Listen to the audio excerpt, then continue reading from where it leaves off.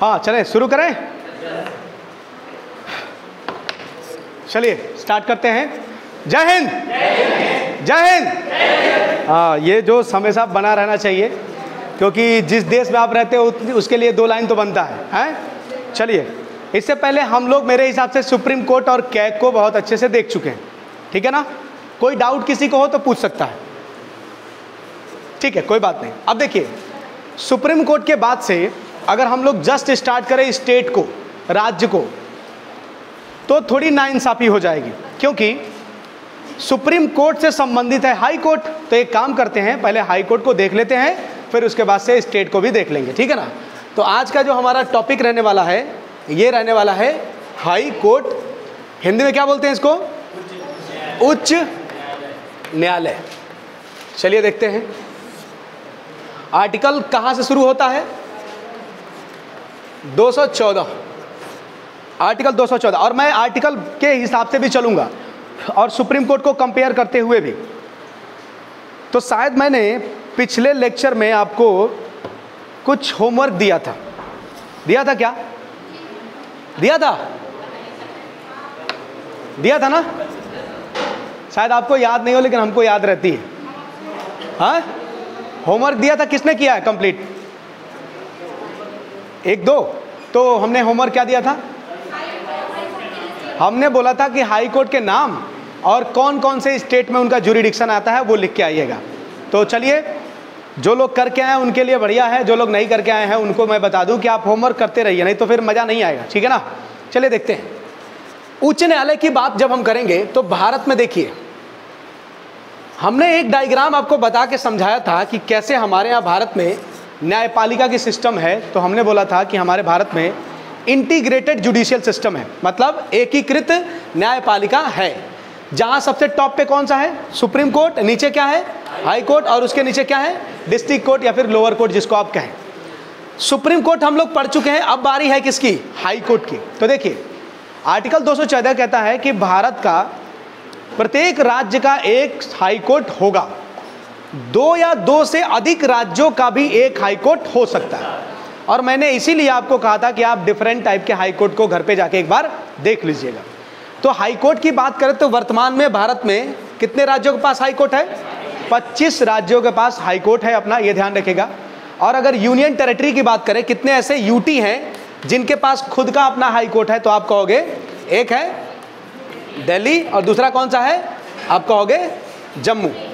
जम्मू के पास है अपना। 2 यूनियन टेरिटरी हैं जिनका खुद का हाई कोर्ट है।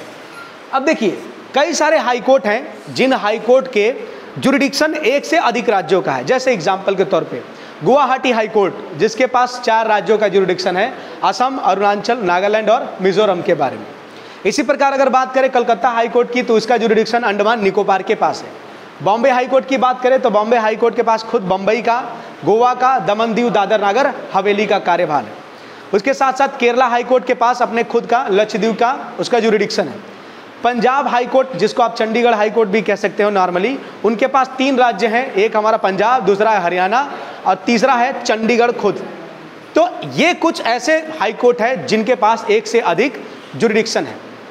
कुछ ऐसे हाई कोर्ट हैं जिन हाई कोर्ट का जो मुख्यालय है वो उनकी कैपिटल से अलग है। जैसे यूपी के हाई कोर्ट का मुख्यालय मेन कहाँ पर है? इलाहाबाद, आप जानते हो, लेकिन राजधानी क्या है? लखनऊ। अगर हम चले एमपी, तो एमपी की राजधानी क्या है?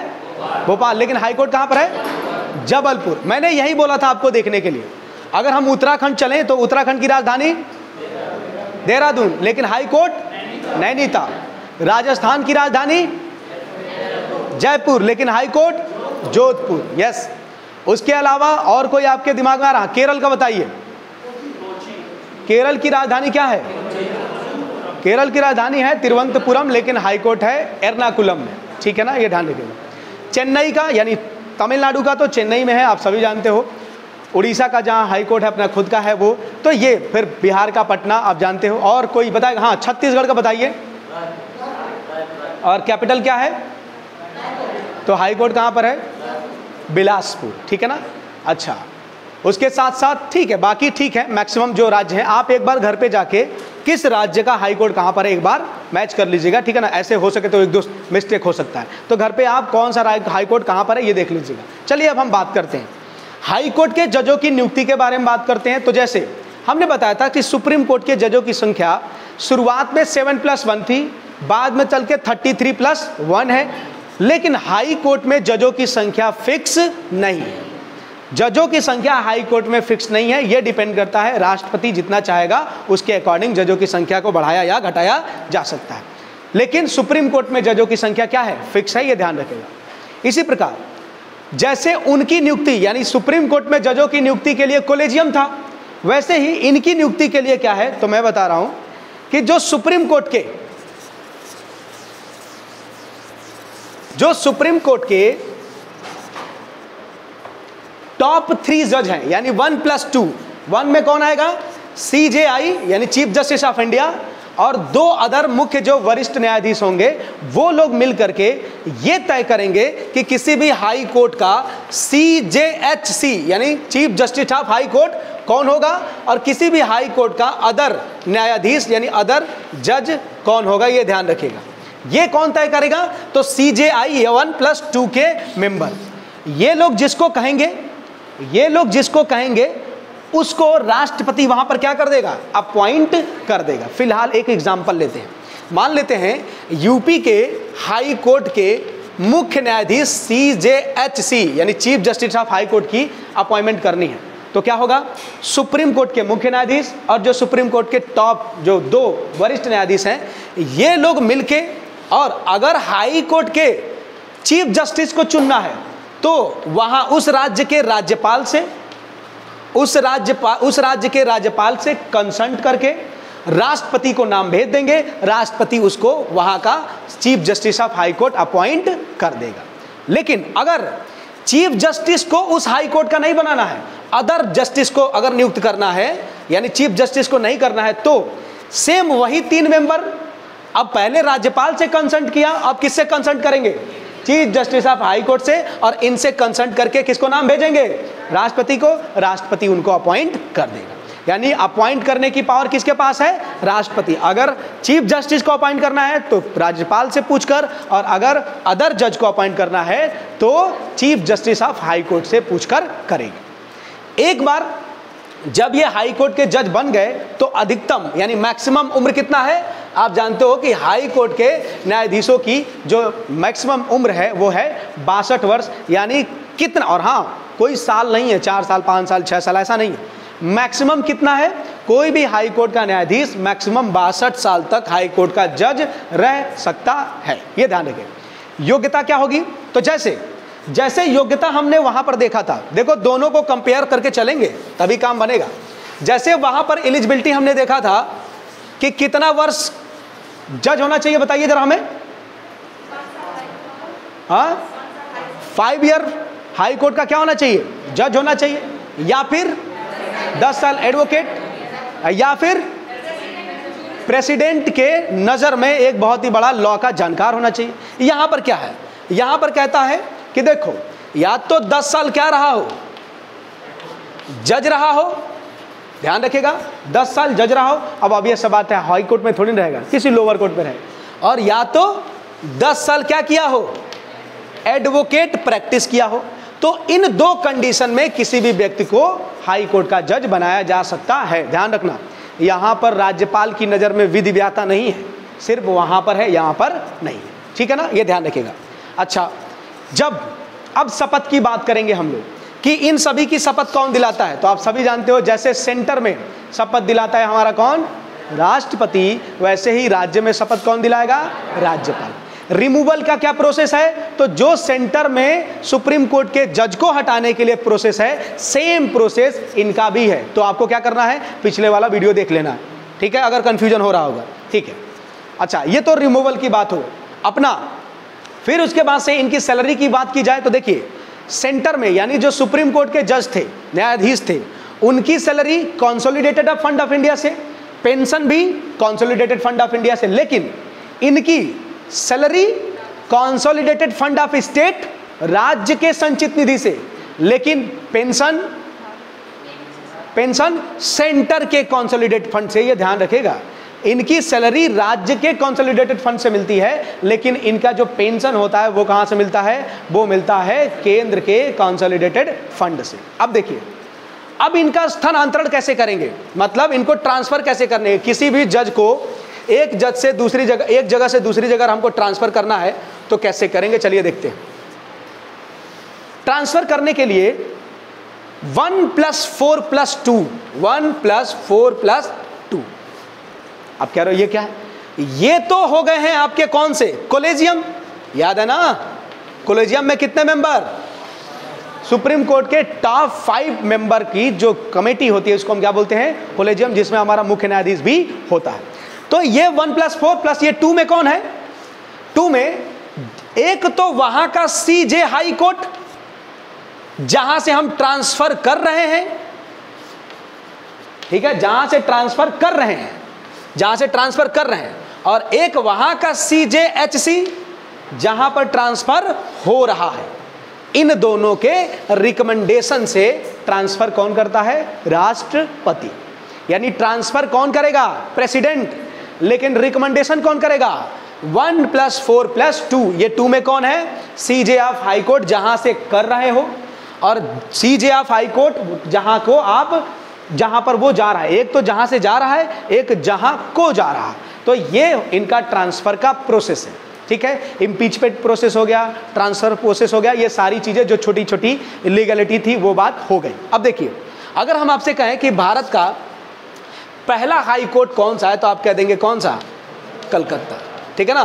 तो सबसे पहले कलकत्ता हाई कोर्ट सबसे पुराना वाला हाई कोर्ट है, ठीक है ना। एक बार घर पे जाके देख लीजिएगा कि टाइम क्या है, 1866 है कि 62 है। अगर आप कंफ्यूज हो तो जरा एक बार देख लीजिएगा। मैं आपको बता दूं कि 2016 में हाल ही में इलाहाबाद हाई कोर्ट की शायद 150वीं जयंती, मतलब जो 150 वर्षगांठ होता है वो मनाया गया है।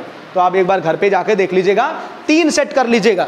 एक कि पहले नंबर पे सबसे पुराना कौन सा है, दूसरे नंबर पे सबसे पुराना कौन सा है, और तीसरे नंबर पे। बात क्या है ना, अभी हम बता दें तो आप तो कॉपी में पोथा बना लोगे बढ़िया से, फिर घर पे जब एक होमवर्क कहे तो वो भी नहीं करके लाए, तो भाई मेहनत नहीं करोगे तो पैसे आउटकम कैसे निकलेगा। इसलिए आप घर पे जाके खुद से मेहनत करिए। आप कम से कम 3 हाई कोर्ट का बाई डेट के हिसाब से लेके आइएगा। मैं बता दे रहा हूं आपको, तीनों एक ही वर्ष है, मैं बता दूं। बस 1 जनवरी है, 1 अगस्त है, 1 दिसंबर है। देखो वो तो पहले ही बता दिए भाई साहब। 1 जुलाई, हाँ कलकत्ता, यस। फिर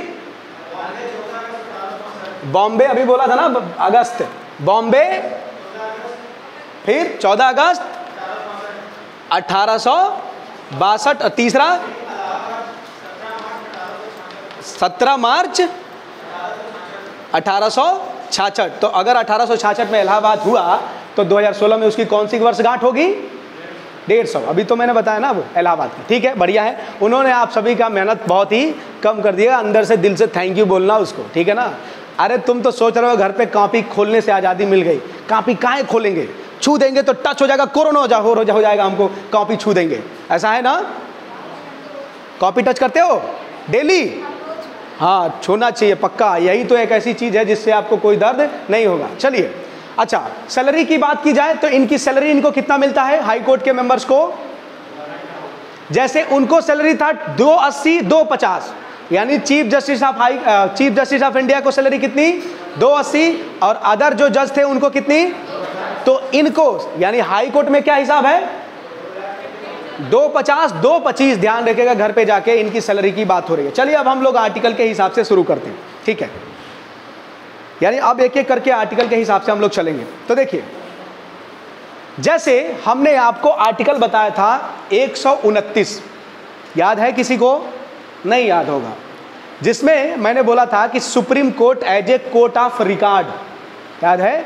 सुप्रीम कोर्ट का अभिलेखी न्यायालय होना, ठीक है।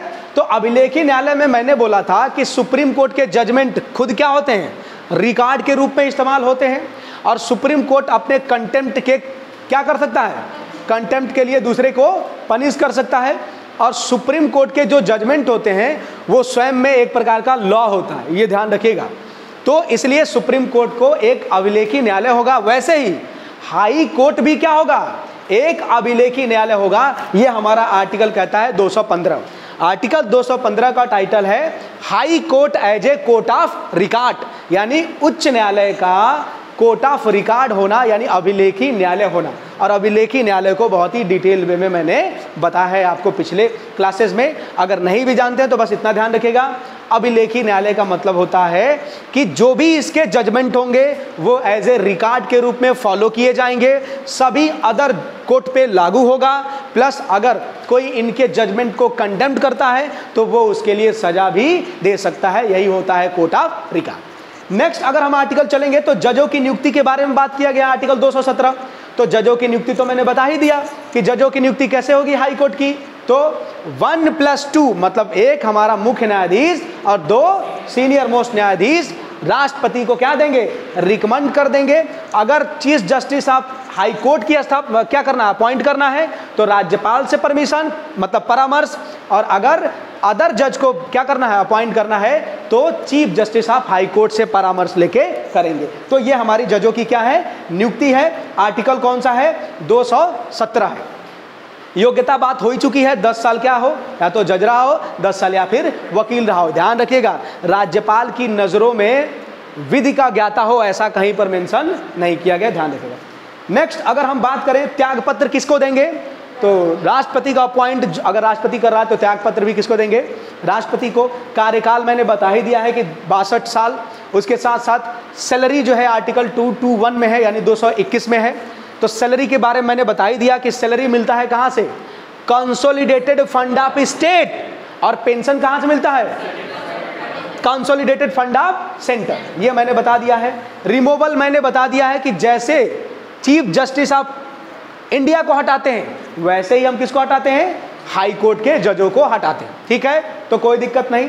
अब शपथ की बात की जाए तो वहां पर शपथ जो दिलाता है राष्ट्रपति दिलाता है, तो यहाँ पर शपथ कौन दिलाएगा, राज्यपाल दिलाएगा। ये सब पे बात हो चुकी है, लेकिन फिर भी मैं आर्टिकल इसलिए चल रहा हूँ ताकि आपके दिमाग में एक रहे।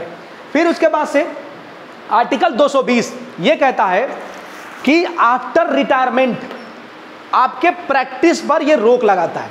कहता है कि अगर आप किसी हाई कोर्ट के जज हो या फिर चीफ जस्टिस हो तो आप उस हाई कोर्ट में प्रैक्टिस नहीं करोगे, अदर हाई कोर्ट में प्रैक्टिस करोगे, सुप्रीम कोर्ट में प्रैक्टिस करोगे, लेकिन जहां पर आप हाई कोर्ट के जज थे वहां पर प्रैक्टिस नहीं करोगे। इसके 2 कारण कह सकते हो।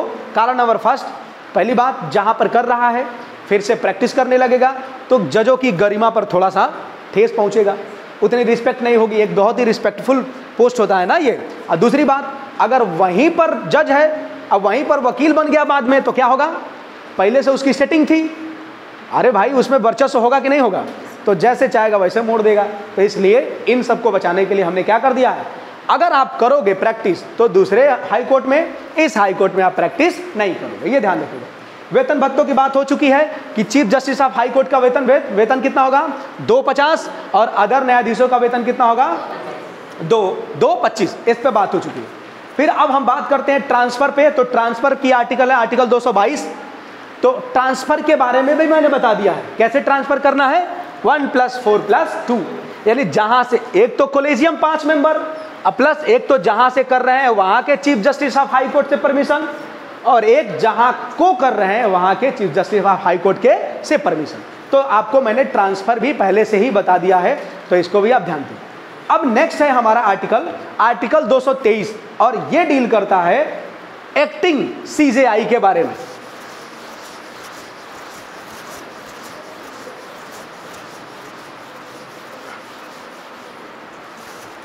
तो इसके बारे में क्या है आप जानते हो, मैंने बता दिया है, सब कुछ बताया गया है, तो आप टेंशन ना लीजिएगा। तो एक्टिंग CJHC, एक्टिंग CJHC याद करिए, मैंने बताया था कि अगर chief justice of India acting है तो उसको कौन अपॉइंट करेगा, प्रेसिडेंट, ठीक है ना। और अगर कोई एक्टिंग जज है, ठीक है ना, और कोई एडहॉक जज है, मैंने बताया था यानी अगर कोई acting chief justice of India है उसको अपॉइंट करेगा प्रेसिडेंट, लेकिन अगर कोई एड हॉक पर जज की नियुक्त करते हैं सुप्रीम कोर्ट में और उसके साथ साथ एक्टिंग जज, नॉर्मल जो जज है चीफ जस्टिस को छोड़कर उसको अपॉइंट करते हैं, तो उनको अपॉइंट करेगा chief justice of India with the permission of president. ठीक है, हाँ, तो मैंने बताया था उस दिन, आप एक दिन वो लेक्चर पुराना देख लीजिएगा, ये पिछला का मैं कंपेयर कर रहा हूं पिछले को, ठीक है ना। तो मैंने बोला कि देखिए, अगर एक्टिंग का मतलब होता है कार्यकारी, कार्यकारी, तो कार्यकारी मुख्य न्यायाधीश की अगर हमको नियुक्ति करनी है किसमें, हाई कोर्ट में, तो हाई कोर्ट के यानी chief justice of high court, कार्यकारी acting chief justice of high court, कार्यकारी मुख्य न्यायाधीश, कार्यकारी मुख्य न्यायाधीश की अगर हमको नियुक्ति करना है तो कैसे होगा, कोई मुझे बता दे, कौन करेगा?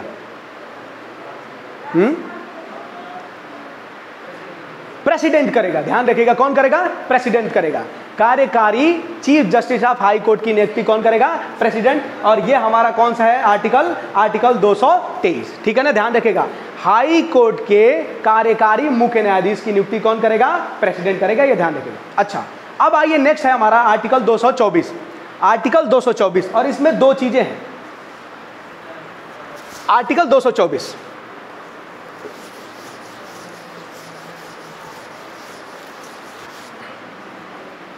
आर्टिकल 224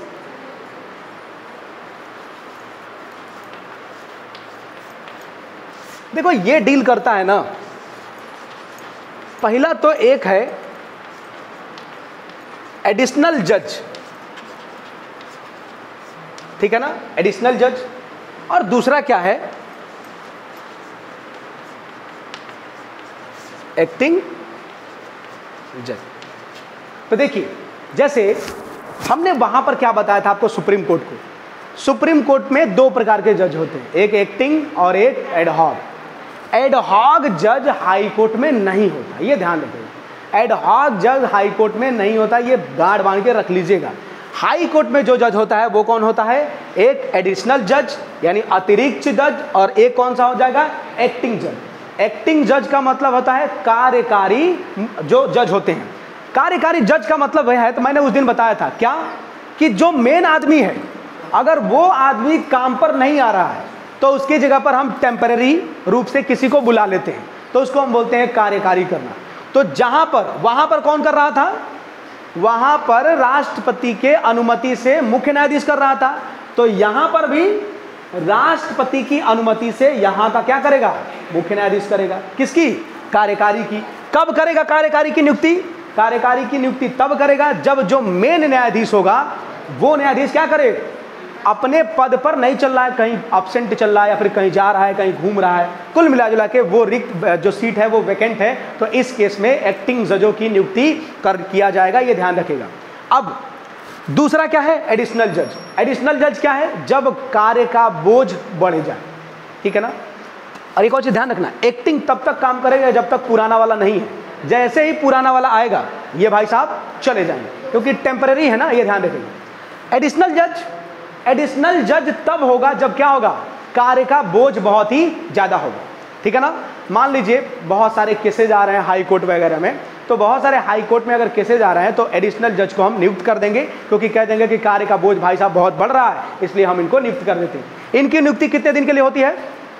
2 साल के लिए, ध्यान रखिएगा, 2 ईयर के लिए नियुक्ति होती है। लेकिन फर्दर अगर हमको लगता है कि भाई केसेस का वेट बहुत ज़्यादा और है तो फिर से इसको एक्सटेंड किया जा सकता है, ये ध्यान रखिएगा। एक्टिंग, तो ध्यान रखिएगा, एक्टिंग के बारे में मैंने बता दिया, और इसके साथ साथ कार्यकारी जो न्यायाधीश होंगे इनके बारे में भी मैंने बता दिया, और एडिशनल जो है इनके बारे में भी हमने बता दिया। एक चीज़ ध्यान रखिएगा बहुत अच्छे से कि एड हॉक वाले जज हमारे हाई कोर्ट में नहीं है, ये बहुत अच्छे से ध्यान रखिएगा। नेक्स्ट हमारा आर्टिकल है आर्टिकल 224A, ठीक है ना, आर्टिकल 224A, और ये डील करता है कि ऐसे जज जो सेवानिवृत्त हो गए हैं, मतलब रिटायर हो गए हैं, और फिर भी उनको अपॉइंट किया जाता है। तो ध्यान रखिएगा, तो जो सेवानिवृत्त न्यायाधीश हैं, जैसे मान लीजिए हाई कोर्ट में थे और हाई कोर्ट के बाद से फिर से क्या हुआ? हाई कोर्ट के बाद से फिर से वो रिटायर हो गए और फिर कार्य का बोझ बढ़ गया। तो जब कार्य का बोझ बढ़ गया तो हम फिर क्या करेंगे, उनको आएंगे, भैया आ जाओ थोड़ा, जैसे नहीं होता है कई कॉलेज के प्रिंसिपल होते हैं, तो मान लीजिए वो इकोनॉमिक्स के प्रिंसिपल थे और इकोनॉमी का कोई टीचर नहीं मिल रहा है, तो अब जब तक काम चलाना है तब तक क्या करते हैं, भाई साहब आप ही आके पढ़ा दीजिए, तो आराम से तब तक वो पढ़ाते हैं। तो अब एक चीज़ ध्यान रखिएगा, जो एक्टिंग जज है, जो एडिशनल जज है, वो जज माना जाएगा, उसको जजों के सारे जो राइट हैं, जजों के जितने भी हाई कोर्ट जज के जो भी विशेषाधिकार हैं, प्रिविलेज हैं, वो सब मिलेंगे इनको। लेकिन जो सेवानिवृत्त जज होंगे उनको अपॉइंट किया जाएगा, वो जज नहीं माने जाएंगे। ध्यान रखिएगा, मतलब उनको एज ए जज ट्रीट नहीं किया जाएगा।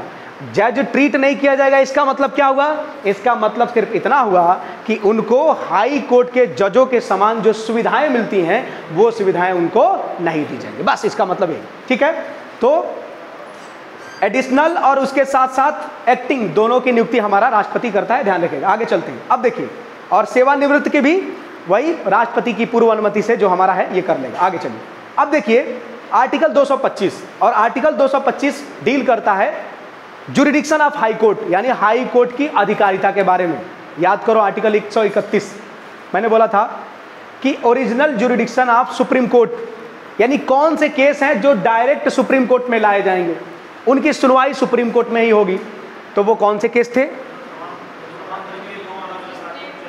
अगर 2 या 2 से अधिक राज्यों के बीच कोई बवाल है, सेंटर और स्टेट के बीच में कोई बवाल है, एक तरफ ग्रुप ऑफ स्टेट है, दूसरी तरफ हमारा सेंटर है, एक तरफ group of state plus centre plus इधर ग्रुप ऑफ स्टेट, तो अगर 2 राज्यों के बीच कोई भी बवाल हो रहा है, 2 या 2 से अधिक राज्य या फिर केंद्र वर्सेज राज्य, तो ऐसे मामले डायरेक्ट कहां देखे जाएंगे, supreme court. In the same way article हमारा 225 ये कहता है, जो सुप्रीम हाई कोर्ट के बारे में बताता है, ये हाई कोर्ट की जुरिडिक्शन के बारे में बताता है, यानी कौन से केस डायरेक्ट हाई कोर्ट में हम लाएंगे।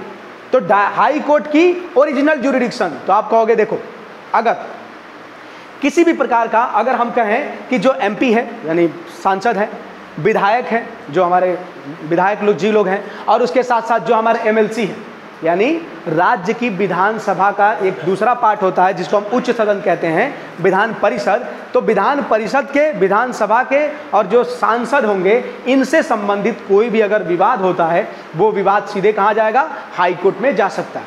एक चीज़ और ध्यान रखिएगा, मैंने बताया था जब राष्ट्रपति आपको पढ़ाया था, तो राष्ट्रपति और उपराष्ट्रपति से संबंधित केस, उपराष्ट्रपति से संबंधित और राष्ट्रपति से संबंधित कोई भी चुनाव में कोई कंफ्यूजन होती है तो डायरेक्ट कहाँ जाएगा मामला, डायरेक्ट सुप्रीम कोर्ट जाएगा। इसी प्रकार अगर किसी एमपी यानी सांसद, कोई एमएलए या एमएलसी से रिलेटेड कोई मामला है तो उसका सीधे सुनवाई कहाँ होगी, हाई कोर्ट में। इसके साथ साथ अगर देखा जाए तो तलाक से रिलेटेड कोई मामला है, उसके साथ साथ विल से रिलेटेड यानी वसीयत से संबंधित कोई मामला है, और उसके साथ साथ सबसे मोस्ट इंपॉर्टेंट, अगर कोई कंटेम्प्ट ऑफ कोर्ट का मामला है तो वो सुनवाई डायरेक्ट कहाँ होगी, हमारे हाई कोर्ट में। ये ध्यान रखिए। चलिए, तो ये हमारा हाई कोर्ट की जुरिडिक्शन है आर्टिकल 225। उसके साथ साथ आर्टिकल 226, जो आर्टिकल 32 है वही आर्टिकल 226 है। कैसे, जैसे कहा गया है कि फंडामेंटल राइट के मामले में 5 प्रकार के रीट जारी करने की शक्ति किसके पास है, तो आप कहोगे फंडामेंटल राइट के मामले में 5 प्रकार के रीट करने की शक्ति आर्टिकल 32 देता है सुप्रीम कोर्ट को। लेकिन आर्टिकल 226 कहता है कि जो हाई कोर्ट होगा वो भी फंडामेंटल राइट या फंडामेंटल राइट से अलग भी कोई मामला है, उस मामले पर डायरेक्ट हाई कोर्ट में रीट जारी किया जा सकता है, हाई कोर्ट के द्वारा रीट जारी किया जा सकता है। एग्जाम्पल के तौर पे अगर आर्टिकल 32 के तहत सुप्रीम कोर्ट 5 प्रकार के रीट जारी कर रहा है तो वो मामला 100% सिर्फ और सिर्फ फंडामेंटल राइट का होना चाहिए। लेकिन अगर फंडामेंटल के राइट के अगेंस्ट किसी और मामला है और सुप्रीम कोर्ट को रीट जारी करना है तो उसके लिए भी मैंने आर्टिकल बताया था, कोई बताएगा?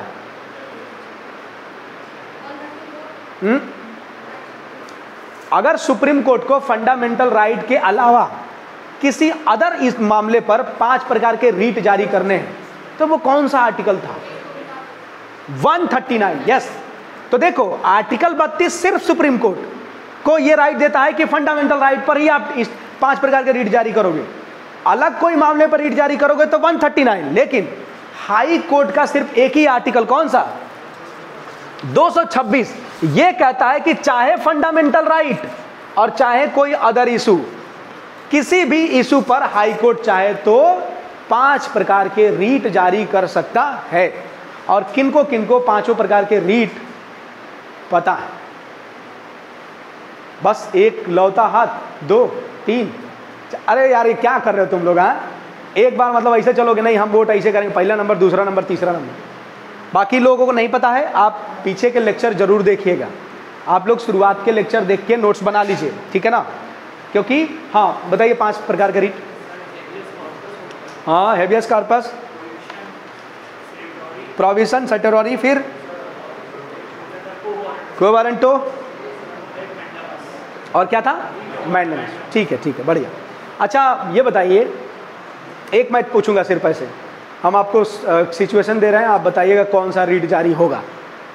मान लीजिए कोई ऐसा मामला है जिसमें जो सरकारी कर्मचारी है वो अपना काम नहीं कर रहा, तो उसको कौन सा रीट जारी करेंगे? वी कमांड यानी परमादेश। ओके चलिए ठीक।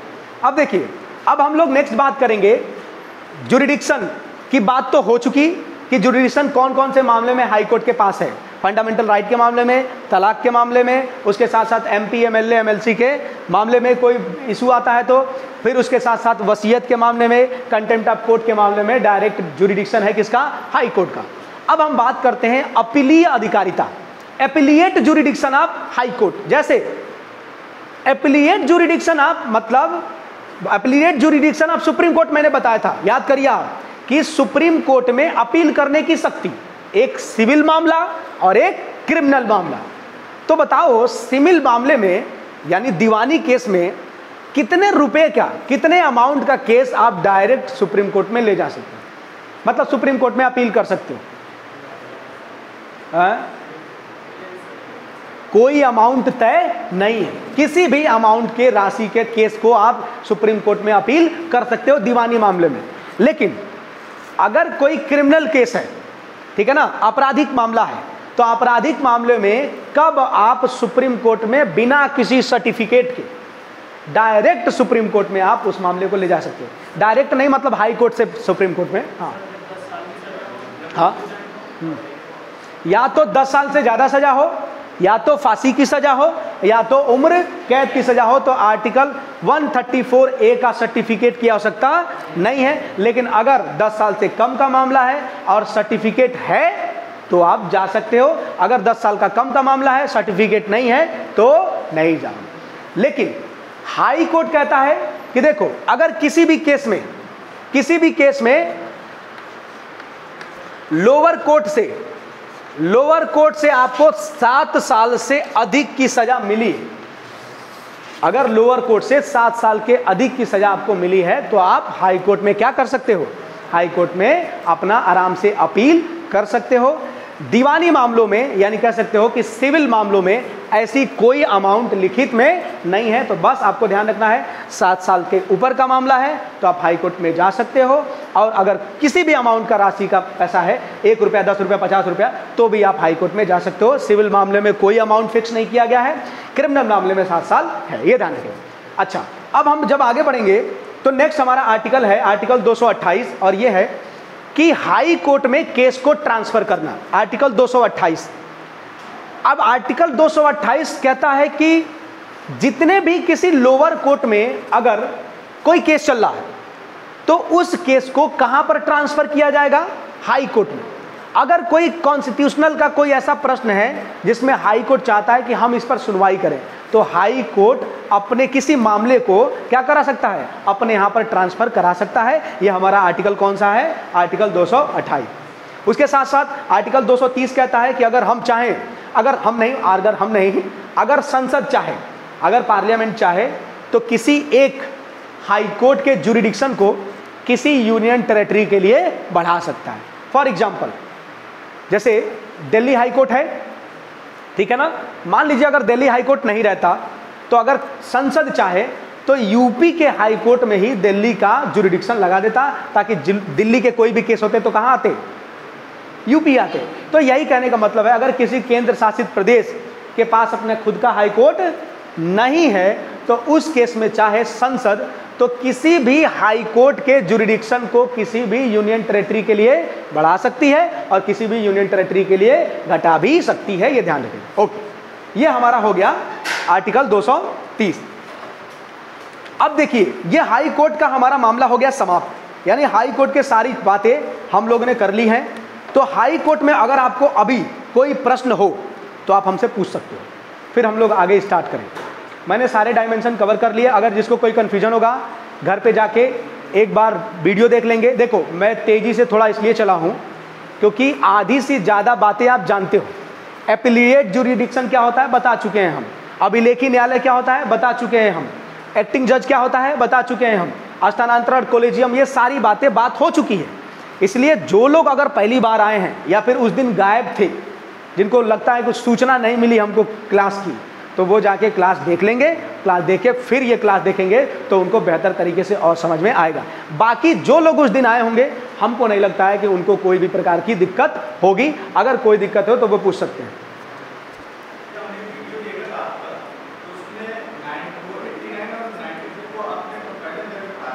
किसको किसको?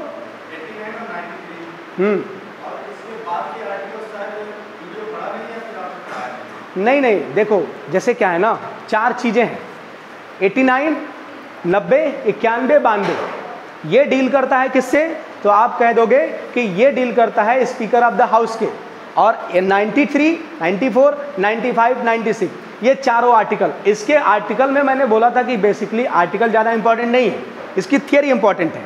और इसलिए मैंने कंपेयर किया था क्या बोलते हैं, राज्यसभा के चेयरमैन को स्पीकर के साथ कंपेयर किया था, और उसके बारे में मैंने डिटेल में बताया था कि कब, जैसे कैसे हटाना है, removal of the chairman of the Rajya Sabha और इसी प्रकार removal of the speaker of the Lok Sabha.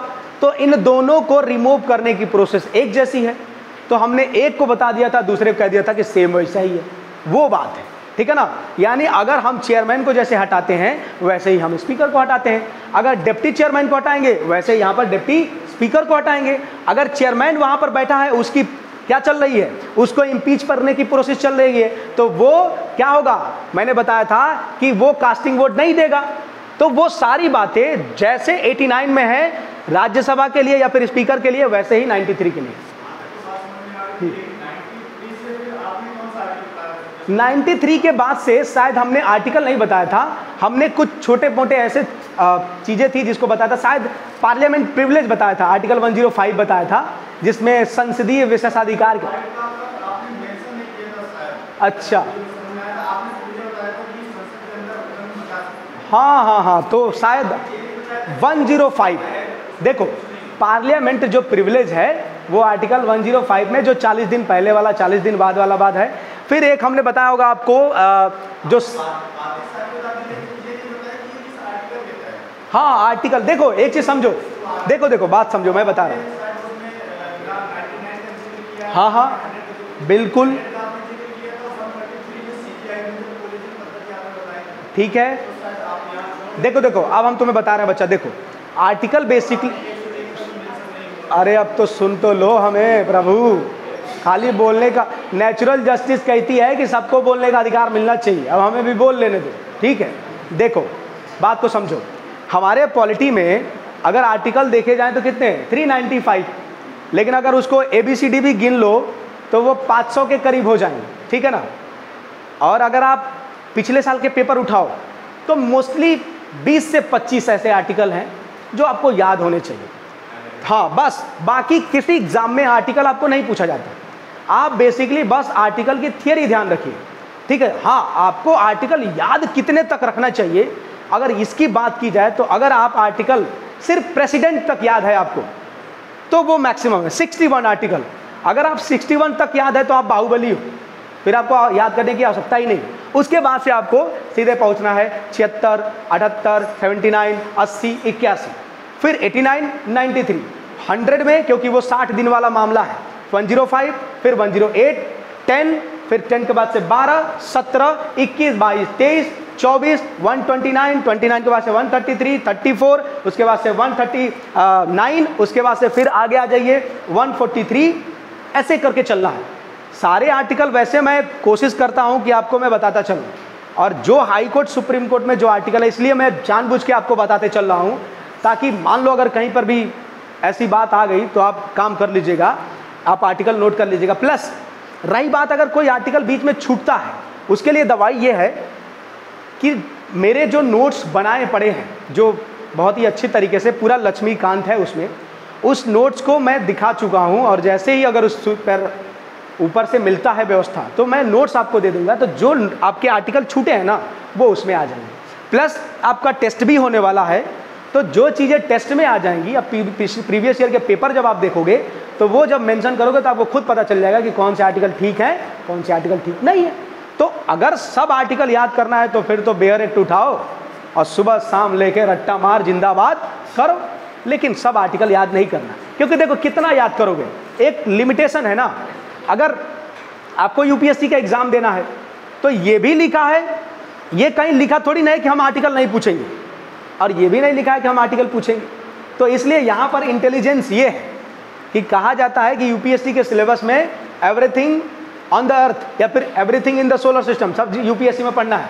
तो क्या हमको इंजीनियरिंग भी पढ़ना है, मेडिकल भी पढ़ना है, चार्टर्ड अकाउंटेंट वाला पढ़ना है। अगर आप उस क्षेत्र से हो तो आपको थोड़ा सा ज्ञान होना चाहिए इंटरव्यू पर्पज के लिए, लेकिन अगर आप उस क्षेत्र को नहीं हो तो एक हल्का सा आपको अप्रोच लेके निकलना है। आपका जो मेन सब्जेक्ट है उसमें आपको पूरा कमांड होना चाहिए। अगर आपका एज ए पॉलिटिकल साइंस आपका क्या बोलते हैं ऑप्शनल सब्जेक्ट है, तो मेरे हिसाब से आपको तब भी आपको 395 आर्टिकल कोई नहीं पूछेगा हमसे। तुम किसी को भी ला दो, बताओ 343 ZH में क्या है, कोई बता दे तो मुझे बता दे, नहीं बता पाएगा, क्योंकि इंसान के लर्निंग पॉइंट करने की एक क्षमता होती है। तो आप आर्टिकल पे मत जाइए, आप थियरी पे जाइए। आप यूपीएससी का पेपर उठाइए, मैं क्या बोलता हूँ, यूपीएससी में तुम एक क्वेश्चन दिखा दो, बहुत ही हार्डली कभी पूछा होगा, एक क्वेश्चन नहीं पूछता है आर्टिकल के बारे में। यूपीएससी की बात मैं कर रहा हूँ, कभी भी नहीं पूछता है, लेकिन पीसीएस पूछता है। पीसीएस आर्टिकल पूछता है और पार्ट पूछ लेता है मिलान के लिए।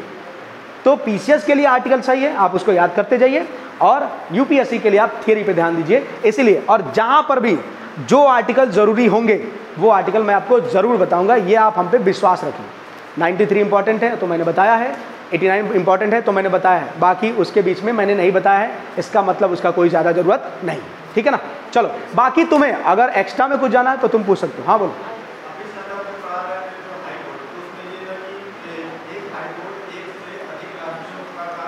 हाँ, जुरिडिक्शन हो सकता है, यस। 214 यस, 214 में ही है। हाँ पार्ट, हाँ, अच्छा देखो, अरे भैया जब यूनियन हमारा पार्ट कौन से में है, 5 में, तो स्टेट किस पार्ट में होगा, 6 में। यूनियन के लिए सुप्रीम कोर्ट किस पार्ट में है, यूनियन के लिए सुप्रीम कोर्ट किस पार्ट में है, कैसे 7 में, 5 में है, तो हाई कोर्ट किस में होगा, 6 में होगा। यही है, ये देखो ऐसे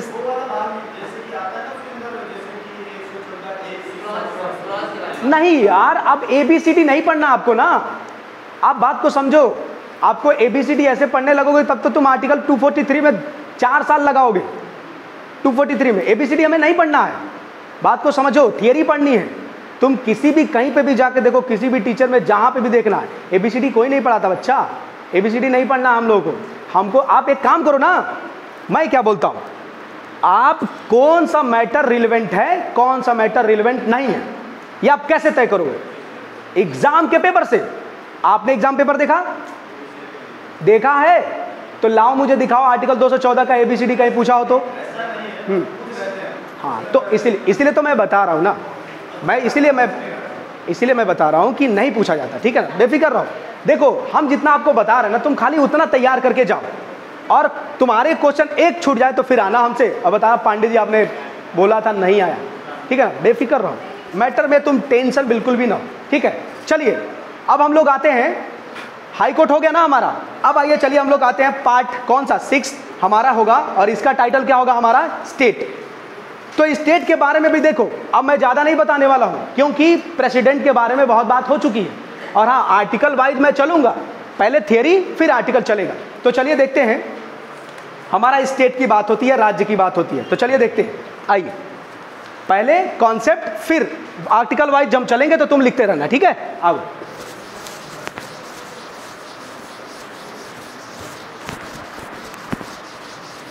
देखो पहले समझ लो फिर आप आर्टिकल वाइज चलना। देखो सबसे पहले हमको देखना है पार्ट, अब हमारा 6 है और ये डील करता है किससे? स्टेट से। अब इसको हम स्टेट के साथ सेंटर से कंपेयर करेंगे और स्टार्ट होगा आर्टिकल कौन सा हमारा? आर्टिकल 152 से। अब चलिए देखते हैं स्टेट के बारे में और सेंटर के बारे में दोनों। तो एक तरफ हम केंद्र लिखते हैं और एक तरफ हम लिखते हैं राज्य। पहले थियरी फिर आर्टिकल बाजी हम लोग करेंगे। देखो केंद्र में हमने देखा था कि केंद्र में सबसे बड़ा हेड जो था वो था हमारा राष्ट्रपति। वैसे ही राज्यों के लिए कौन है हमारा? राज्यपाल या फिर गवर्नर, ठीक है। अब देखो जैसे यूनियन के लिए, केंद्र के लिए एक ही राष्ट्रपति था और वही हमारा प्रथम नागरिक था और वही हमारा सुप्रीम कमांडर था। लेकिन राज्यों के बारे में कहा गया है कि प्रत्येक राज्य का एक राज्यपाल होगा, लेकिन 2 या 2 से अधिक राज्यों का एक राज्यपाल हो सकता है।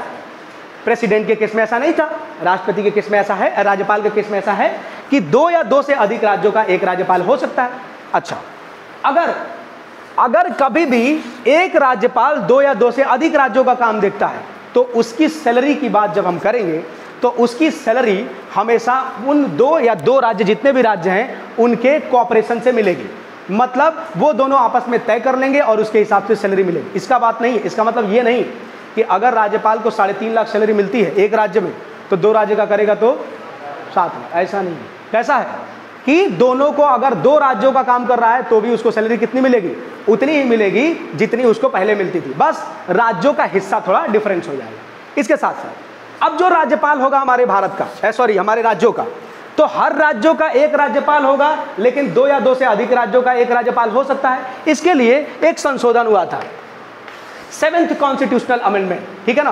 पहले सिर्फ एक राज्य के लिए एक ही राज्यपाल था, लेकिन बाद में हमको लगा अरे भाई जरूरी थोड़ी ना, मान लो कभी इमरजेंसी सिचुएशन में हमने किसी राज्यपाल को अपॉइंट नहीं किया तो बगल वाले को दे दो। तो इसलिए 7th कॉन्स्टिट्यूशनल अमेंडमेंट में हमने इसको कर दिया कि 2 या 2 से अधिक राज्यों का एक राज्यपाल हो सकता है। उसके बाद से फिर जब राज्यपाल की नियुक्ति की बात होती है, यानी कैसे हम राज्यपाल को नियुक्त करेंगे और इसका रोल क्या होगा। अब सेंटर में चलिए, सेंटर में तो राष्ट्रपति का चुनाव होता है ना, इनडायरेक्टली रूप से। और मैंने एक लाइन भी बताया था, कौन सा, कि सिंगल ट्रांसफरेबल वोटिंग सिस्टम के द्वारा। लेकिन यहां पर राज्यपाल को क्या नियुक्त इलेक्ट किया जाता है कि अपॉइंट किया जाता है? तो राज्यपाल को अपॉइंट किया जाता है किसके द्वारा? राष्ट्रपति के द्वारा, ठीक है। अब देखो राष्ट्रपति जब राज्यपाल को अपॉइंट करता है तो राज्यपाल के पास 2 काम है। एक चीज देखो, पहला काम तो यह है कि जो गवर्नर होगा वो राज्य का यानी स्टेट का हेड होगा। जैसे सेंटर में था, संघ की कार्यपालिका शक्ति किसके में होगी? प्रेसिडेंट में। वैसे ही राज्य की कार्यपालिका शक्ति किसमें होगी? राज्यपाल, ठीक है। लेकिन यहां पर जो राज्यपाल होता है, गवर्नर होता है, वो एक और काम करता है, वो एज ए प्रेसिडेंट के एजेंट के रूप में काम करता है। और इसीलिए हम कहते हैं कि जो राज्यपाल है वो राष्ट्रपति के प्लीजर पे काम करता है, at the pleaser of the president. यानी जब जो राष्ट्रपति चाहेगा वो राज्यपाल के केस में होगा। अच्छा, एजेंट की भांति तो देखिए, राष्ट्रपति का सिर्फ एक काम है, वो संघ के कार्यपालिका शक्ति का हेड होता है। राज्यपाल के पास 2 काम है, एक तो वो प्रेसिडेंट का एजेंट है और दूसरा वो हमारा क्या है, एक उस राज्य का जो सबसे कह सकते हो कि जो कॉन्स्टिट्यूशनल हेड होता है। अब देखो जब ये कॉन्स्टिट्यूशनल हेड होता है, इसीलिए जब हम पढ़ते हैं उसके बारे में, एकात्मक और संघात्मक कैरेक्टर के बारे में, ठीक है ना, यूनिटरी एंड कह सकते हो federal character of the Indian constitution. तो हमारे राज्यपाल को जानते हो किस कैरेक्टर में रखा जाता है? एकात्मक कि संघात्मक? एकात्मक, यूनिटरी कैरेक्टर में आता है। क्यों? क्योंकि अगर अगर राज्य खुद अपने राज्यपाल की नियुक्ति करता तो हम कहते वो क्या है, वो संघात्मक है। लेकिन यहां पर राज्य की नियुक्ति, राज्यपाल की नियुक्ति कौन कर रहा है, केंद्र सरकार कर रहा है ना। और जब भी पावर को हम सेंट्रलाइज करते हैं तो वो हो जाता है एकात्मक सरकार। तो राज्यपाल हमारा इसीलिए क्रिटिसिज्म होता है कि हमारे यहाँ संघीय व्यवस्था है, फेडरल कैरेक्टर है, लेकिन फिर भी जो गवर्नर होता है कभी कभी सेंट्रल गवर्नमेंट की बोली बोलने लगता है, जबकि ऐसा ये नहीं करना चाहिए। तो दो काम होते हैं, एक गवर्नर हमारा एजेंट के रूप में, दूसरा गवर्नर हमारा एज ए स्टेट के कॉन्स्टिट्यूशनल हेड के रूप में। यस बोलो। नहीं नहीं, दिल्ली का केस अलग है। दिल्ली पहली बात तो राज्य नहीं है, ठीक है ना, वो यूनियन टेरिटरी है। और दूसरी बात, यूनियन टेरिटरी का जब आर्टिकल 239 आप पढ़ोगे तो उसके बारे में प्रोविजन लिखा गया है कि यूनियन की टेरिटरी, संघ शासित प्रदेश होता है ना, केंद्र शासित प्रदेश, तो उसमें मैक्सिमम राइट तो केंद्र को ही होते हैं। तो इसलिए उसके एक्ट में डायरेक्ट लिखा गया है कि दिल्ली की सरकार तीन चीज, कौन कौन सा, एक हमारा लैंड यानी जमीन, दूसरा पुलिस और तीसरा लॉ एंड ऑर्डर, ये तीन चीजों पर कानून नहीं बनाएगी और तीन चीजों पर कानून के अलावा बाकी सभी विषयों पर कानून बना सकती है। तो ऑलरेडी उस कानून में ही लिखा गया है। प्लस दूसरी बात कि वहां पर लिखा ही गया है कि केंद्र सरकार, केंद्र शासित प्रदेश में रियल जो हेड होगा वो हमारा राष्ट्रपति होगा और राष्ट्रपति अपने किसी सबऑर्डिनेट के द्वारा वहां पर काम चलाएगा, रियल हेड राष्ट्रपति होगा। और कहीं पर नहीं लिखा गया है, जैसे हमने राष्ट्रपति के बारे में लिखा है कि राष्ट्रपति अगर कोई भी प्रपोजल मंत्रिपरिषद के द्वारा दिया जा रहा है तो राष्ट्रपति एक बार रिकंसिडरेशन के लिए भेजेगा, दूसरी बार उसको बाइंडिंग है सिग्नेचर करना। लेकिन वहां पर कहीं नहीं लिखा गया है राज्यपाल के लिए भी किसी भी चीज पर सिग्नेचर करना बाइंडिंग नहीं है, ठीक है ना। अगर कोई रिकंसिडरेशन के लिए आप वापस भेजते हो, राज्यपाल साइन करेगा चाहे नहीं करेगा, कोई आप उसको रोक नहीं सकते, ये ध्यान रखिएगा। इसीलिए राज्य का केस अलग है, यूनियन टेरिटरी का अलग है। तो जब वहां की सरकार ही राष्ट्रपति है तो राष्ट्रपति जो चाहे वो कानून बनाए, तो वो कह देगा भैया कि यूटी का मतलब एलजी, तो हो सकता है, कोई दिक्कत नहीं। अब अगर इसमें कोई कॉन्स्टिट्यूशनल ग्राउंड का क्वेश्चन है तो सुप्रीम कोर्ट अपने आप क्वेश्चन पूछेगी, सुप्रीम कोर्ट आराम से उसको जजमेंट। तुमको क्या लगता है केजरीवाल के कोर्ट नहीं जाएंगे? 100% जाएंगे।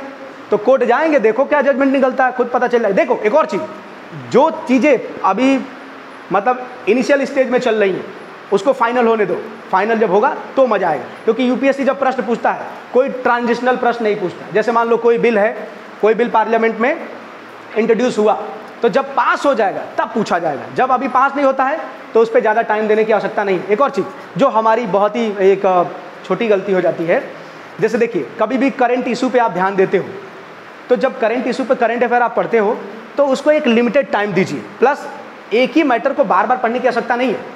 जैसे मान लीजिए एक हल्ला हुआ कृषि कानून, अब वो कृषि टीवी वालों का तो काम है और यूट्यूबों का काम है, यूट्यूब वालों का, कि वो जल्दी जल्दी ऐसा कुछ थंबनेल नहीं लगाएंगे तो आप देखोगे क्या, तो उनका काम ही है उस पर वीडियो बनाना, आपको लगेगा वाह क्या इंपॉर्टेंट है। और जरा आप एक महीने में किसी एक मुद्दे पर यूपीएससी का प्रश्न निकलवाइएगा।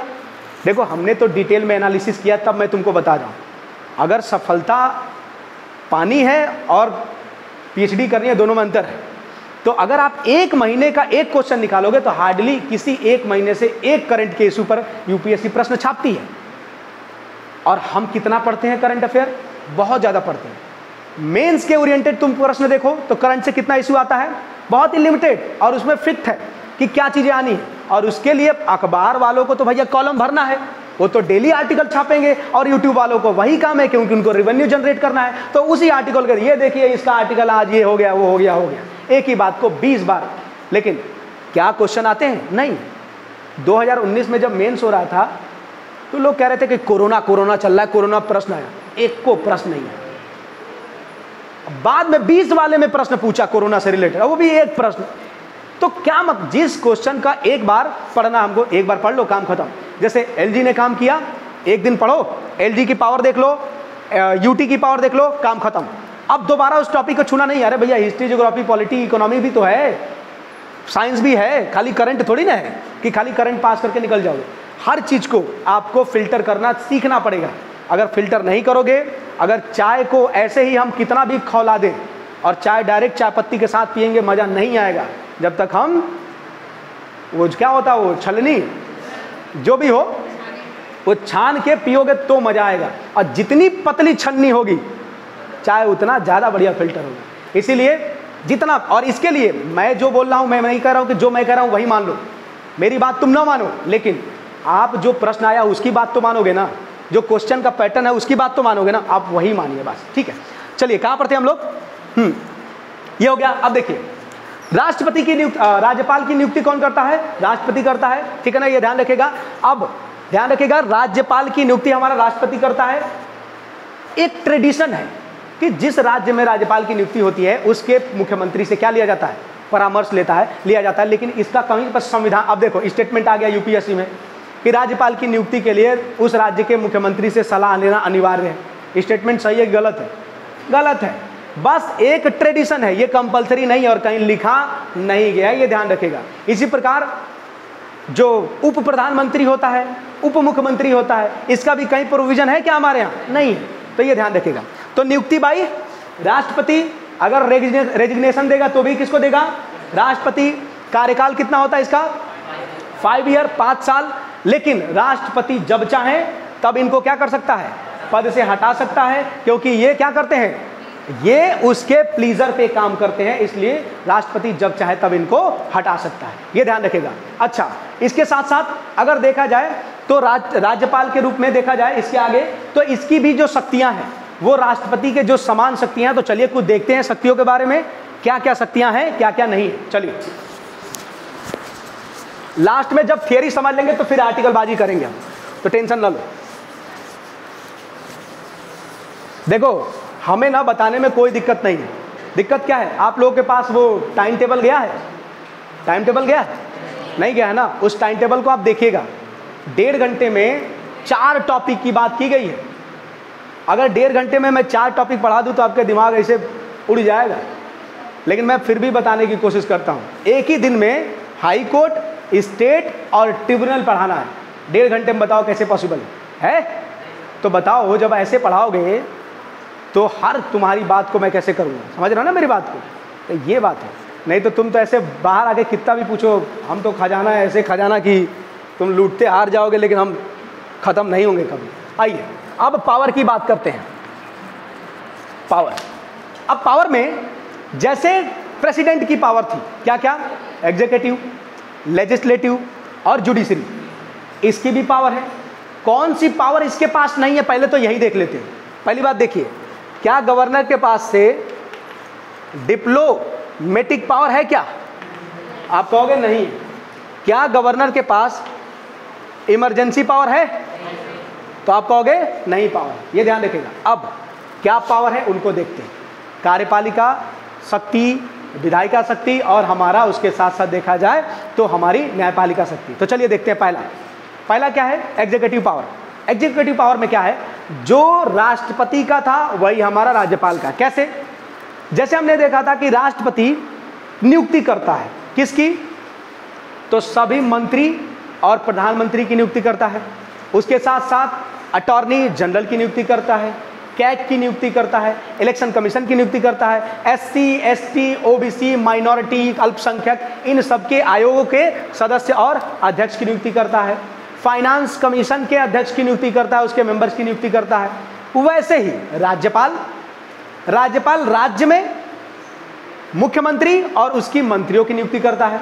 उसके साथ साथ अगर वहां पर क्या है, अटॉर्नी जनरल है तो यहाँ पर एडवोकेट जनरल की नियुक्ति करता है। वहां पर यूपीएससी है तो यहाँ पर स्टेट पीएससी है, उनकी नियुक्ति करता है। उसके साथ साथ अगर देखा जाए वहां पर इलेक्शन कमीशन है तो यहाँ पर भी स्टेट इलेक्शन कमीशन है। उसके साथ देखा जाए तो वित्त आयोग, तो फाइनेंस कमीशन जो वहां पर था वैसे भी राज्य का वित्त आयोग होगा, तब हम पंचायत के लिए पैसा बांटेंगे। तो जो काम आपके सेंटर में एग्जीक्यूटिव काम है प्रेसिडेंट के, वो सेम काम हमारे राज्य में किसके है? राज्यपाल। सारी नियुक्ति करना, कोई राज्यपाल में एक्स्ट्रा नहीं है जो हमारे सेंटर के पास है, यहाँ पर नहीं। तो इसलिए आप आराम से घर पे जाइएगा और जो एग्जीक्यूटिव पावर प्रेसिडेंट के हैं उसी के पहले हमारा राज्यपाल के भी एग्जीक्यूटिव पावर है। अब अगर हम बात करें लेजिस्लेटिव पावर की तो यहाँ पर कुछ अंतर है। जब हम लेजिस्लेटिव की बात करते हैं, यहाँ पे देखो कुछ बातें हैं जो अलग हैं, कुछ डिफरेंस है। तो क्या है देखिए, लेजिस्लेटिव पावर में जैसे मैंने वहां पर बोला था कि जैसे राष्ट्रपति 12 मेंबर को राज्यसभा में नॉमिनेट करता है तो नॉमिनेशन पावर है, वैसे ही हमारा राज्यपाल राज्य के विधानसभा में, असेंबली में एक को क्या, एक एंग्लो इंडियन को क्या करता है, नॉमिनेट करता है, वो भी इसका क्या हो जाएगा, विधायिका शक्ति। जैसे केंद्र में राष्ट्रपति सत्र को बुलाता है, सत्र को क्या बोलता है, बुलाता है, सत्र को खत्म करता है, सत्रावसान करता है, अभिभाषण देता है, मतलब क्या करता है, अभिभाषण का मतलब होता है एड्रेस करना, एड्रेस करता है। इन द सेम वे राज्यपाल भी क्या करेगा, सत्र को बुलाएगा, सत्र को खत्म करेगा और जो यहाँ की लेजिस्लेटिव असेंबली है उसको क्या करेगा, एड्रेस करेगा, ठीक है ना। जैसे वहां पर सेंट्रल सब्जेक्ट पर प्रेसिडेंट ऑर्डिनेंस जारी करेगा, वैसे ही स्टेट लिस्ट के मैटर पर राज्यपाल ऑर्डिनेंस जारी करेगा।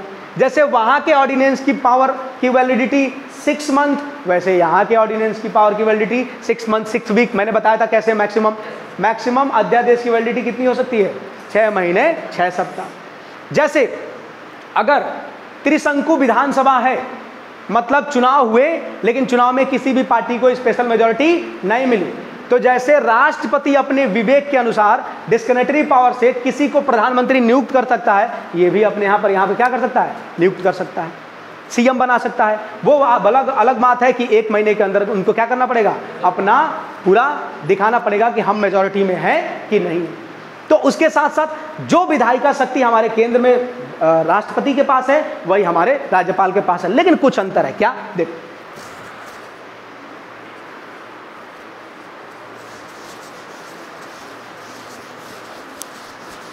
चलिए देखते हैं।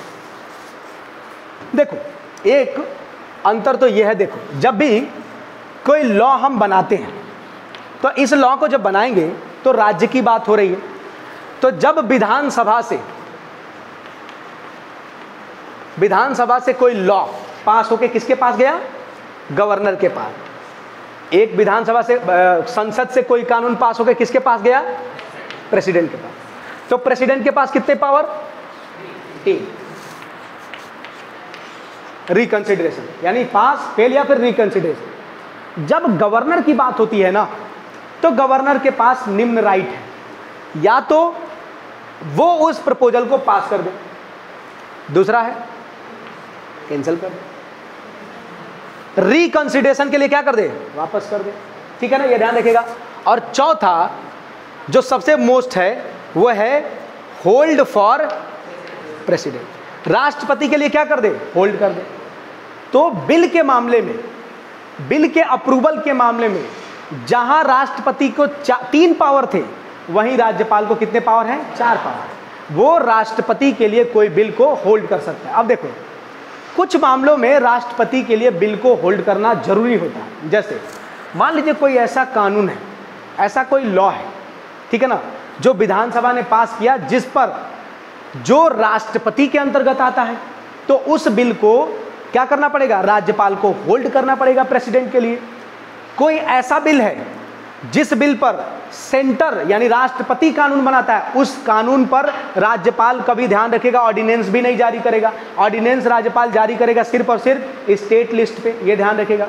इसके साथ साथ कोई ऐसा काम जो राष्ट्रपति को दिया गया है, उस काम को अगर यहाँ पर राज्यपाल के द्वारा कराया जाएगा तो वो भी काम राज्यपाल नहीं करेगा, उसको राष्ट्रपति के लिए होल्ड करेगा, ये ध्यान रखिएगा।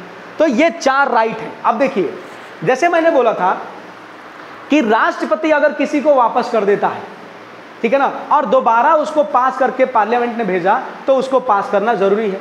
राज्यों के लिए ये कंपलसरी नहीं है। राज्य के लिए राज्यपाल चाहे तो यस कहे चाहे तो नो करे, कोई दिक्कत नहीं, लेकिन मैक्सिमम चांस पे ऐसा होता नहीं है, आप जानते हो, क्योंकि सारे जो गवर्नर होते हैं बेसिकली काम ही ऐसा करते हैं जिस काम में वो मंत्रिपरिषद की सहायता करते हैं। अगर ऐसा कोई गवर्नर बार बार किसी को होल्ड करता है, याद करिए जब सपा की सरकार थी तो राम नाईक करते थे, राम नाईक तो बहुत ही बिल को रोक दिया करते थे। तो इसमें जो रूलिंग गवर्नमेंट होगी वो सीधे जाएगी कहाँ पर, कोर्ट में, या कोर्ट में कहेगी कि ये चीज़ें हो रही है, तो कोर्ट के द्वारा डायरेक्शन आएगा कि भाई साहब इलेक्टेड गवर्नमेंट को आप काम करने का मौका दीजिए, तो इसलिए वो काम करेगी। तो इसलिए बेसिकली इनको ज़्यादा राइट कह सकते हो कि इनको फोर्सफुली बाइंडिंग कोई राइट नहीं है। एक और चीज़, मान लो कोई बिल है, उस बिल को प्रेसिडेंट के बाद राष्ट्रपति ने, राज्यपाल ने होल्ड कर दिया। अब प्रेसिडेंट ने या तो पास कर दिया तो बात अलग है, प्रेसिडेंट ने फेल कर दिया तो भी बात अलग है, लेकिन प्रेसिडेंट ने फिर कहा कि भेज दो वापस उसको, तो फिर से जब वापस जाएगा, फिर विधानसभा उसको पास करके फिर राज्यपाल के पास भेजती है और राज्यपाल फिर राष्ट्रपति के पास भेजता है, तो राष्ट्रपति के पास बाइंडिंग करने का मतलब उसको सिग्नेचर करने के लिए बाध्य नहीं है। सिर्फ और सिर्फ ऐसा कब बाइंडिंग नेचर होगा, ऐसा सिर्फ और सिर्फ कब होगा, जब वो मामला कैसा है, सेंटर का है तब। प्लस कुछ ऐसे मामले हैं जिस मामले में राज्य की विधानसभा कानून नहीं बना सकती है, क्योंकि जो कानून राष्ट्रपति की पूर्व अनुमति से आते हैं, जैसे मैंने बताया था, अगर किसी स्टेट का नाम बदलना है, सीमा बदलना है, 2 राज्यों को मिलाकर तीसरा राज्य बनाना है, तो ऐसा रिलेटेड कोई भी बिल स्टेट में नहीं आएगा, वो सिर्फ कहाँ आएगा, राष्ट्रपति से पूछकर पार्लियामेंट में आएगा। तो ये इसकी कुछ विधायी शक्ति है, जो वहाँ पर उसकी शक्ति है सेम यहाँ पर वही शक्ति है। प्लस अगर हम इसकी बात करें जुडिशियल शक्ति की, जुडिशियल पावर की, तो जो क्षमादान की शक्ति है, तो पहली बात तो देखिए, क्षमादान की शक्ति पर राष्ट्रपति को अत्यधिक अधिकार है, वो जितना चाहे जिसको चाहे उसको क्षमादान कर सकता है। लेकिन हमारा जो राज्यपाल होता है ना, इसको मृत्यु दंड की अगर कोई बात होती है तो उस पर वो क्षमा नहीं कर सकता, ये ध्यान रखेगा। और प्लस जो भी क्षमा ये करेगा ना, ये क्षमा अपने स्टेट लिस्ट के सब्जेक्ट पर करेगा। ऐसा कोई अपराध है जो सेंटर लिस्ट पर हुआ है, उस सेंटर लिस्ट के अपराध पर राज्यपाल हमारा किसी भी प्रकार से क्षमा नहीं कर सकता। ठीक है, ये ध्यान रखिएगा। तो ये इसकी क्षमादान की शक्ति है, जैसे राष्ट्रपति की है वैसे इसकी भी है। बस इतना ध्यान रखिएगा, ये मृत्यु दंड पर क्षमा नहीं दे सकता है, राष्ट्रपति हमारा मृत्यु दंड पर क्षमा दे सकता है। राज्य सूची के विषय पर क्षमा देगा, सेंटर लिस्ट के सूची पर क्षमा नहीं देगा, ये ध्यान रखिएगा। उसके साथ साथ जुडिशियल पावर भी इसकी हो गई। कूटनीति शक्ति इसकी है नहीं, किसी एम्बेसडर को बाहर नियुक्त करता है क्या राज्यपाल? नहीं नियुक्त करता है। इसके साथ साथ इसके पास इमरजेंसी पावर भी नहीं है। क्या राज्य में इमरजेंसी राज्यपाल लगाता है क्या? इमरजेंसी का तो टोटल पावर किसके पास दिए गए हैं? हमारे प्रेसिडेंट के पास दिया गया है। और इसके पास मिलिट्री पावर है क्या गवर्नर के पास? नहीं। जैसे मिलिट्री पावर वहां पर था, यहां पर मिलिट्री पावर नहीं है, ये ध्यान रखिएगा। जैसे संघ की कार्यपालिका शक्ति किसके पास है? राष्ट्रपति, वैसे ही राज्य की कार्यपालिका शक्ति किसके पास है? राज्य। अब चलिए, अब आपको आर्टिकल लिखना है तो आप लिख सकते हैं। चलिए, मैं आर्टिकल के हिसाब से चल रहा हूं। देखिए, राज्यपाल भाग जो 6 है, राज्य डील करता है। आर्टिकल 152 से लेकर 237 तक है। लिखते चलिए, अगर आप लोग लिखना है तो 152 से 237 तक है। आर्टिकल 152 से लेकर 237 तक है। पहला आर्टिकल है 152 152, क्या कहता है? राज्यपाल। एक राज्य का क्या होगा? एक राज्यपाल होगा। एक राज्य का एक राज्यपाल होगा। आर्टिकल 153 क्या कहता है? आर्टिकल 153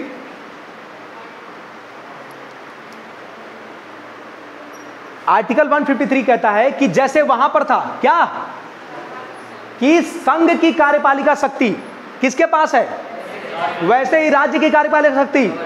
लेकिन वहां पर और आप लिख लीजिएगा, एक राज्य का एक राज्यपाल तो हो सकता है ना, लेकिन 7th कॉन्स्टिट्यूशनल लिख लीजिएगा, 7वें संविधान संशोधन के बाद, 7वें संविधान संशोधन 1956, अगर आपको ईयर लिखना है तो लिख सकते हैं।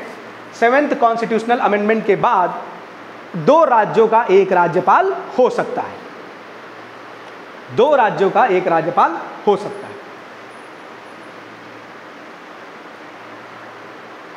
ठीक है। फिर आर्टिकल 155 लिख लीजिएगा।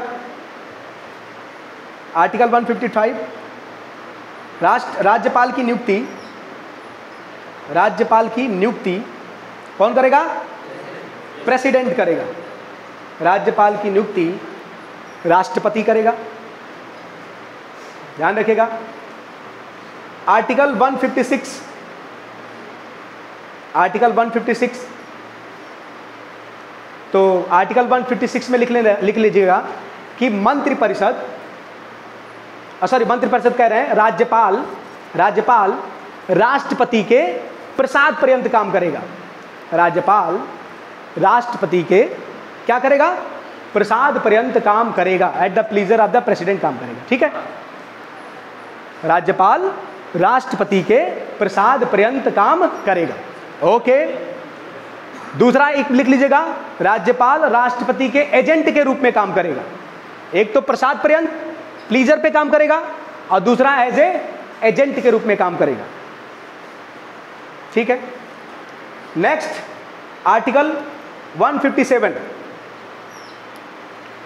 आर्टिकल 157 एलिजिबिलिटी तो सेम है वही, क्या क्या 35 साल उम्र होनी चाहिए, ठीक है ना, और उसके साथ साथ भारत का नागरिक होना चाहिए, पागल दिवालिया नहीं होना चाहिए, लाभ का पद नहीं होना चाहिए, और लाभ के पद के अंतर्गत आप जानते हो राष्ट्रपति, उपराष्ट्रपति और संघ के मंत्री नहीं आते, ये ध्यान रखिएगा। हाँ,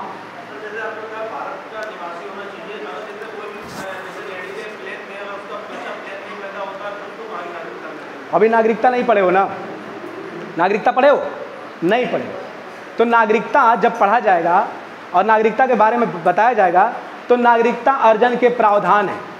क्या प्रावधान है कि देखो भैया, नागरिकता जिसको मिलेगी, पहली बात उसको मिलेगी जो जन्म से भारत का होगा नागरिक, या फिर ऐसा व्यक्ति जिसके माता पिता भारत के हों, और अगर जब किसी बच्चे का जन्म विदेश में होता है, ठीक है ना, तो जब किसी बच्चे का जन्म विदेश में होता है तो वहाँ के एम्बेसी में 1 साल के अंतर्गत आपको सूचना देनी होती है। हाँ हाँ, कहाँ जा रहा है, ठीक है बच्चा, ओके। देखो अब सुन लो, बात को समझो, कभी भी कोई प्लेन है या फिर कोई बोट है, जब आईपीसी पढ़ते हो ना तो आईपीसी में बताया गया है कि आईपीसी कहाँ लागू होती है, तो कहा जाता है कि अगर कोई भारत का बोट है तो वो कहीं चला जाए दुनिया में, उस पर अपराध होगा तो वो आईपीसी से डील होगा। ठीक है, तो इसी प्रकार अगर कोई एरोप्लेन इंडिया का है तो भारत से उड़ा जहां भी जाएगा दुनिया में वो इंडिया है। अगर अमेरिका में जिस जमीन पर उतरा ना वो भी इंडिया ही है। एम्बेसी जो होती है, एम्बेसी में उस देश की खुद प्रधानमंत्री नहीं बिना परमिशन के जा सकते। जैसे भारत की एम्बेसी में, भारत का अगर एम्बेसी अमेरिका में है तो अमेरिका के प्रेसिडेंट भी पूछ के जाएंगे एम्बेसी में, ये हर देश में लागू होता है। ठीक है ना, ये ध्यान रखना। तो यस, उस देश के अकॉर्डिंग होगा। लेकिन अब मान लो हम तुम्हें बता रहे हैं, तुमने क्या पूछा, अब दूसरा लो एग्जाम्पल ये लो, मान लो कोई महिला है इंडिया और पति भी महिला इंडिया का ही है, वो अमेरिका गए, अब अमेरिका के फ्लाइट से भारत आ रहे हैं, ठीक है ना, तो जब अमेरिका के फ्लाइट से भारत आ रहे हैं और उस फ्लाइट में बच्चे का जन्म हुआ तो वो बच्चा फ्यूचर में चल के अगर अमेरिका की राष्ट्रपति क्या बोलते हैं नागरिकता लेनी चाहता है तो आसानी से ले सकता है। जानते हो क्यों? क्योंकि वो जैसे प्लेन भारत का था वैसे वो प्लेन अमेरिका का है, तो वो अमेरिका जमीन माना जाएगा, ठीक है ना। लेकिन वो जो बच्चा होगा वो भारत का ही माना जाएगा क्योंकि उसके माता पिता क्या है, भारतीय है।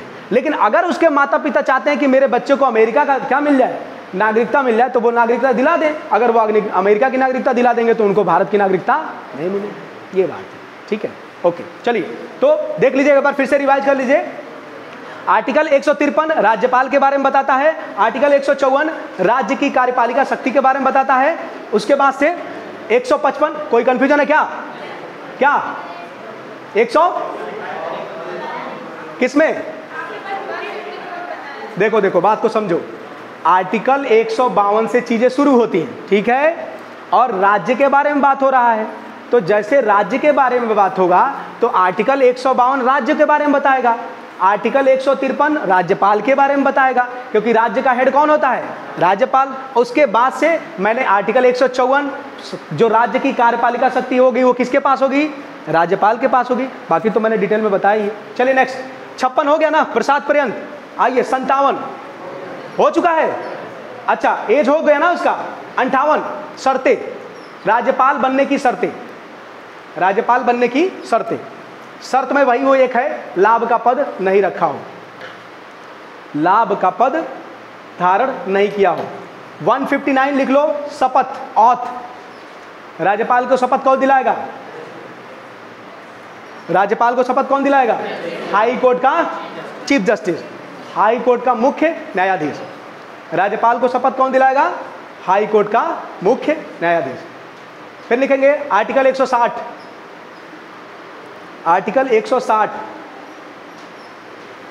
आर्टिकल 160, अगर एब्सेंट है, राज्यपाल का पोस्ट क्या है, एब्सेंट है, तो जैसे याद करिए वहां पर, जैसे अगर राष्ट्रपति का पद रिक्त है तो कौन काम करेगा राष्ट्रपति के रूप में, वाइस प्रेसिडेंट। अब वो भी नहीं है तो चीफ जस्टिस ऑफ इंडिया। लेकिन अगर राज्य में राज्यपाल नहीं है तो उपराज्यपाल तो होता नहीं है, तो कौन होगा, chief justice of high court. तो लिख लीजिएगा, अगर राज्यपाल अनुपस्थित है तो हाई कोर्ट का मुख्य न्यायाधीश राज्यपाल का काम करेगा। हाई कोर्ट का मुख्य न्यायाधीश राज्यपाल हाई कोर्ट का मुख्य न्यायाधीश क्या करेगा, राज्यपाल का काम करेगा। ठीक है, उसके बाद से आर्टिकल 161, आर्टिकल 161, तो 161 में क्या लिखना है, राज्यपाल की क्षमादान शक्ति, राज्यपाल की क्षमादान शक्ति, pardon power of the governor. तो लिख लीजिएगा कि मृत्युदंड पर क्षमा नहीं दे सकता, यानी कैपिटल पनिशमेंट पे पार्डन नहीं दे सकता, मृत्युदंड में क्षमा नहीं दे सकता। दूसरा, अगर कोई मिलिट्री कोर्ट का कोई इशू है तब भी क्षमा नहीं करेगा। सैन्य न्यायालय लिख लीजिएगा, सैन्य न्यायालय में क्षमा नहीं करेगा। ठीक है, तो कब करेगा, लिखेगा नेक्स्ट लाइन में, राज्यपाल राज्य सूची के विषय पर, यानी स्टेट लिस्ट के सब्जेक्ट पर, राज्यपाल राज्य सूची के विषय पर क्षमादान कर सकता है। राज्य सूची के विषय पर क्षमादान कर सकता है। एक बार फिर से देखिए, अगर कहीं पर आर्टिकल आपका गड़बड़ हुआ हो तो एक बार फिर से मैं बोल दे रहा हूं, आप रिवाइज कर लीजिएगा। देख लीजिए, आर्टिकल 152 राज्य के बारे में, आर्टिकल 152 राज्य के बारे में, 153 राज्यपाल के बारे में। ठीक है ना, ध्यान से देखिएगा।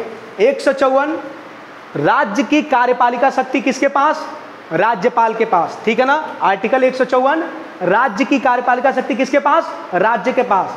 155 नियुक्ति, ठीक है ना। 156 राष्ट्रपति का क्या, राष्ट्रपति के प्लीजर पे कौन काम करेगा, राज्यपाल, ये ध्यान रखेगा। 157 एलिजिबिलिटी, कितना साल होनी चाहिए, 35।